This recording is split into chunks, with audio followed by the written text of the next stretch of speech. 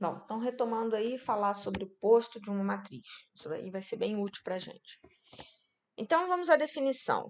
Primeira definição, né? Eu tenho uma matriz A, que está aí, M por N, né? E eu tenho as linhas de A, que são vetores, certo? A1, A12, A1N e assim sucessivamente, né? Então, todas as linhas de A são consideradas vetores, tá? E as colunas de A também são consideradas vetores. Então, vamos lá. Essas linhas de A, que são vetores do Rn, né? Repara que a gente tem aí até a enésima coordenada, né? Então, em cada linha dessa daqui, cadê? Cada linha dessa daqui, a gente vai até a coordenada A1N, né? Então, são N coordenadas cada xi desse aí. Então, cada linha dessa matriz tem N coordenadas. No caso, né, a gente pode dizer que eles são vetores de Rn, então essas linhas vão gerar algum subespaço desse espaço Rn, tá? E esse espaço vai ser chamado de espaço-linha da matriz A. A mesma coisa funciona para o espaço coluna. Então, o espaço coluna, aí já estou com vetores em Rm, porque eu tenho M linhas na minha matriz, né? Então, cada vetor vai ter M coordenadas. Então, esses vetores também, né? Que aí está escrito em forma de coluna, tá? Geram um subespaço também do Rm, chamado do espaço coluna de A, tá? Agora, esse teorema que segue aqui, eu não vou demonstrar, mas eu vou mais ou menos dar uma ideia para vocês do significado dele, tá? Diz o seguinte, ele vai ser útil, muito útil para a gente, que se A e B são matrizes, ambas M por N, equivalentes por linha, então os espaços linha de A e de B vão ser iguais, tá? Por que isso? Por que isso? Quando você faz o escalonamento de uma matriz, o que a gente faz? A gente não pega uma linha, multiplica por um valor e soma com outra linha? Ou então, eu pego só uma linha e multiplico ou divido por um determinado valor? Então, nessa operação, quer ver? Vou dar um exemplo aqui, assim. Vamos pegar uma matriz aí, 3 por 3, tá? Então, bota aqui 1, 2, 5, 4, 0, 2 e 1, 5, 3, por exemplo, tá? Ok? Quando eu pego essa linha aqui, por exemplo, né? E divido por 4, tá? Vamos colocar assim. Imagina o que está acontecendo. Imagina cada uma dessas linhas, né, vetores do R3, né, e cada uma dessas linhas sendo um conjunto, né, de R3, ou seja, o espaço linha dessa minha matriz é um subespaço do R3, tá? Gerado por esses três vetores aí, cada uma das linhas, tá bem? Então, quando eu divido uma dessas linhas por um valor, ou multiplico por um valor, o que eu estou fazendo? Eu estou produzindo um outro vetor ali dentro do meu conjunto, tá? Que vai ter a mesma direção desse vetor que eu multipliquei. Ou seja, eu não estou alterando o meu subespaço. Eu estou simplesmente trocando um vetor por outro que está na mesma direção. Então, eu não estou alterando o meu espaço. Da mesma maneira, quando eu pego uma linha, né, como nesse caso aí, vamos supor, se eu pego a primeira linha, multiplico por menos 4 e somo com a segunda, o que eu estou fazendo? Eu estou fazendo menos 4, que multiplica 1, 2, 5, esse vetor, mais o vetor 4, 0, 2. Então, eu estou fazendo uma combinação linear desses dois vetores aqui, que correspondem à primeira e à segunda linha da matriz, certo? De novo, eu não estou escapulindo do espaço ou do subespaço gerado por esses três vetores que estão aí, não é? Uma vez que, quando eu faço uma combinação linear dos vetores que estão ali no conjunto gerador, né, eu estou simplesmente produzindo um vetor do meu espaço, tá certo? Então, no final das contas, eu não estou saindo do meu subespaço, tá claro? quando eu faço o escalonamento das matrizes. Então, é por isso que, quando eu escalono a matriz, essa matriz que está aí, por exemplo, né, ela é equivalente por linhas. Vamos dar uma escalonada nessa daí. Então, aqui vai ficar 0, menos 8, e... Ih, ficou ruim, né? Menos 18, tá? E se eu multiplicar aqui por menos 1,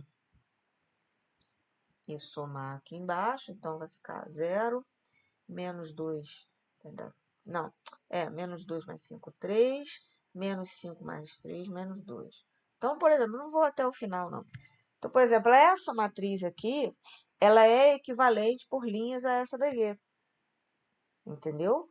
Isso significa que esses vetores dessa matriz aqui geram o mesmo subespaço que esses vetores aqui, uma vez que esse daqui é uma combinação linear, esse segundo aqui é uma combinação linear do primeiro com o segundo, tá?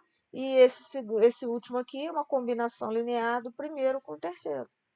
Então, eu não saí do meu espaço, eu mantive o meu espaço. Então, esses vetores linha que estão nessa matriz, eles formam um conjunto gerador também do mesmo espaço que a matriz anterior, tá? Então, é por isso que quando eu tenho duas matrizes equivalentes por linha, tá? Isso significa que as suas linhas estão gerando o mesmo subespaço, tá? E aí é o que eu falo aqui, né? Com base nesse teorema, a gente pode encontrar mais facilmente uma base para o espaço vetorial gerado por um conjunto de vetores dados. Né? Então, olha esse exemplo aí. Seja S, né? Esse conjunto que está aí no R5, né? E V é um subespaço do R5 gerado por esse conjunto S. Então, eu quero uma base para V, né? Que é um subespaço do R5. O que a gente faz? Note que V é o espaço linha dessa matriz que eu montei aí. Peguei cada um desses vetores e escrevi como linha das matrizes, né? Linhas da matriz, aliás. A qual vai ser equivalente por linha, depois que escalonou, não vou ficar mostrando aqui, depois que escalonou, tá? Chegou a essa matriz B aqui. Então, essa matriz B é equivalente por linha à matriz A. Então, como o espaço linha de A e de B são iguais, então esses vetores, repara que eu tenho uma linha de zeros aqui que eu posso eliminar, tá? Então, significa que esses vetores que sobraram lá na matriz B, tá? Esses três vetores aí, vão formar uma base para o espaço V. Né? Ah, mas você tem certeza que são LI? Sim, porque olha a situação aqui, olha, eu tenho zeros aqui alternados, estão vendo? Não tem como esse vetor ser a primeira linha ser o múltiplo de algum outro vetor, e nem eu conseguir gerar outros aí por meio de uma combinação linear. Eles estão com zeros e uns aí alternados nas primeiras coordenadas. Então, eles são LI. Então, uma vez que eu consigo, né, produzir aquele famoso triângulo de zeros aqui, tá? Quando eu consigo fazer isso, então eu tenho esses vetores aí todos LI, tá bom? Outra dimensão. A dimensão do espaço linha de A é chamado de posto linha de A. E a dimensão do espaço coluna, posto coluna de A. Exemplo, né? O posto linha da matriz A, desse exemplo 9 aí que a gente acabou de ver, é 3, tá? Aí eu peço para achar o posto coluna da matriz A desse mesmo exemplo. Veja, eu não sei escalonar a matriz quando ela está ao contrário, tá? Eu não sei escalonar a matriz por colunas. A gente até deve conseguir, né? Mas está tão acostumado a escalonar com as linhas, né? Que fica mais fácil.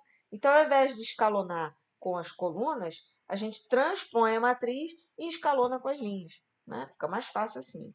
Então, para achar o posto coluna da matriz A, desse exemplo 9, eu vou escrever a matriz A transposta, né? E aí o posto coluna da matriz A é igual ao posto linha da matriz transposta de A, tá bem? Então, A gente fez aí o escalonamento, né? Eu peguei a matriz A, que está aqui, essa daqui, transpus para essa daqui, fiz o escalonamento e encontrei essa matriz C.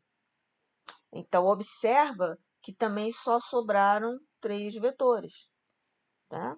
Então, o posto coluna dessa matriz A também é 3. Ah, professora, é o mesmo subespaço, então, do espaço linha? Não.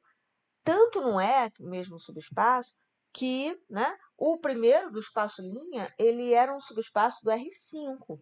E esse aqui é um subespaço do R4. Veja que os vetores têm 4 coordenadas cada um, né? Então, assim, não são os mesmos subespaços, mas têm a mesma dimensão, né? É igual lá os polinômios, né?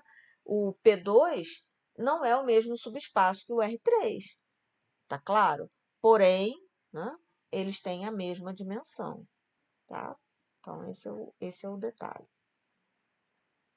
Esse é um teorema também que eu não vou demonstrar, né? Não foi coincidência esse fato de ter dado 3, mas o posto linha e o posto coluna de uma matriz, M por N, são iguais, ou seja, a dimensão do espaço linha é igual à dimensão do espaço coluna, tá?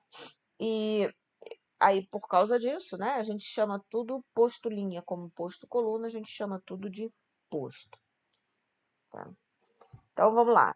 Agora vem os teoreminhas, que são consequência do que a gente já viu anteriormente. Então, primeiro aí, uma matriz, esse aqui. Uma matriz N por N, quer dizer, uma matriz quadrada, é não singular. O que significa ser não singular? Significa ser não invertível, tá? Quando ela é singular, não singular, ela é invertível. Quando ela é não singular, ela não é invertível, tá? Então, a matriz N quadrada é não singular se somente se seu posto for igual a N. Mas por que isso? Porque uma matriz quadrada não singular, ela é equivalente por linha à matriz identidade, né? Vocês lembram da matriz identidade? É aquela... Eita, ela andou. É aquela, né, formada assim. Essa aqui é uma identidade do R3.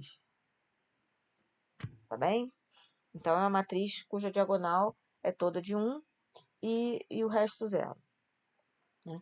Então, quando eu consigo escalonar uma matriz que até o ponto de chegar na matriz identidade, na respectiva dimensão, significa que ela é invertível. Né? E se ela é invertível, olha aí, os vetores da base estão aqui. Então, a dimensão é n. Tá? Então, isso não é difícil perceber. Se há, aí vem um corolário. Se há uma matriz quadrada também, de ordem n, então o posto de A é igual a n se e somente se o determinante dessa matriz for diferente de zero. Ora, porque quando o determinante dessa matriz é diferente de zero, ela é invertível, ou seja, não singular. Por isso que é um corolário do teorema anterior. Outro corolário. Seja S, né, um conjunto de vetores do Rn, e seja A, a matriz cujas linhas ou colunas, tá, são os vetores de S.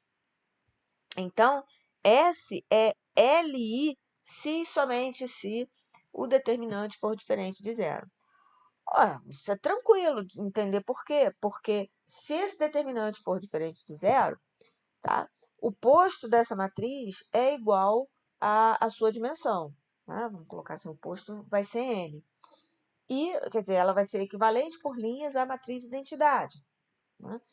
E sendo assim, vai formar, esse conjunto S vai formar uma base. Né? E se forma uma base, o conjunto S é uma base, então S é Li.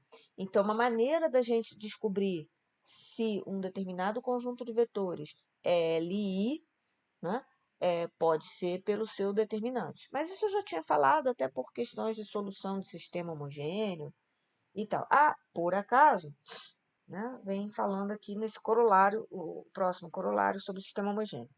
Então, o sistema homogêneo AX igual a zero de n equações e n incógnitas no sistema quadrado tem uma solução não trivial se e somente se o posto for menor do que N. Isso quer dizer o quê? Se a matriz não for invertível. Ou seja, se tiver, se eu eliminar uma das linhas dessa matriz aí. Bem? Então, se eu calcular o posto de uma determinada matriz, e esse posto, como aqui nesse exemplo, né? E o posto for menor, mas essa aqui não é N por N. Então, se eu calcular, vamos dizer, essa matriz que eu rascunhei aqui, se eu calcular o posto e por acaso ele ficar menor do que N, né? Só sobrarem esses dois vetores aqui, por exemplo, se der uma linha de zeros, isso significa que a base para esse espaço contém apenas dois vetores, né? E aí o sistema homogêneo associado a ela vai ter soluções não triviais, tá bom? Então, resumindo, né, essas são as informações, quer dizer, uma afirmação leva a outra. Quando a gente escreve isso em matemática, significa que a informação I é equivalente à informação IV, que por sua vez é equivalente à informação 2i e assim sucessivamente, tá? E, inclusive, quando a gente tem algum teorema que afirma esse tipo de coisa, né? Por exemplo, quando eu digo assim, as afirmações I, 2i e 3i são equivalentes, né? As afirmações, isso é só uma questão de lógica aqui. Afirmações são equivalentes. Tá? Em matemática, como que a gente demonstra isso? Você supõe I, prova 2i. Supõe 2i, prova 3i. Porque aí, por silogismo hipotético, I implica em 3i. Supõe 3i, prova I. Né? Então, graças a isso, ou seja, 2i implica em 3i e, reciprocamente, 3i implica em 2i, porque se 3i implica em I implica em 2i, então 3i implica em 2i. Tá? Então, em matemática, quando a gente tem teoremas envolvendo esse tipo de afirmação, né? Você mostra que uma leva a outra leva uma e a última leva a primeira. Pronto, tá suficiente provar. Não tem que fazer o se só si de cada um, não. Tá bom? Então, isso aí é só resumindo o que a gente já tinha falado. Bom, minha gente, e aí com esse vídeo tá terminado esse texto, né? Sobre base e dimensão. E ficam aí os exercícios. Eu vou fazer o seguinte, eu não vou gravar outro vídeo resolvendo os exercícios, não. Até porque esses exercícios já estão resolvidos lá na folhinha lá que eu postei para vocês, tá bom? Lá no espaço lá da nossa sala de aula. Eu postei as soluções disso daí. Mas, caso vocês queiram que eu resolva, né, aqui em vídeo algum deles, é só me solicitar que aí eu gravo um videozinho específico para resolver um determinado exercício aí que vocês queiram, tá bem? Então é isso, minha gente. Até o próximo vídeo, né? Que aí já vai ser sobre o texto 10, tá? Falando, agora eu já esqueci. Não sei se é de transformação linear, eu já esqueci qual é o próximo texto. Mas enfim, então até o próximo texto e qualquer dúvida, manda uma mensagem para mim que eu esclareço para vocês. Tá, beleza? Bons estudos aí para vocês. Espero que vocês tenham entendido tudo que eu falei. E se não entender, tenta rever novamente. E se não se continuar não entendendo, de novo, manda uma mensagem para mim perguntando que eu explico de novo, tá? Sem problema. Um abraço a todos aí. Tchau.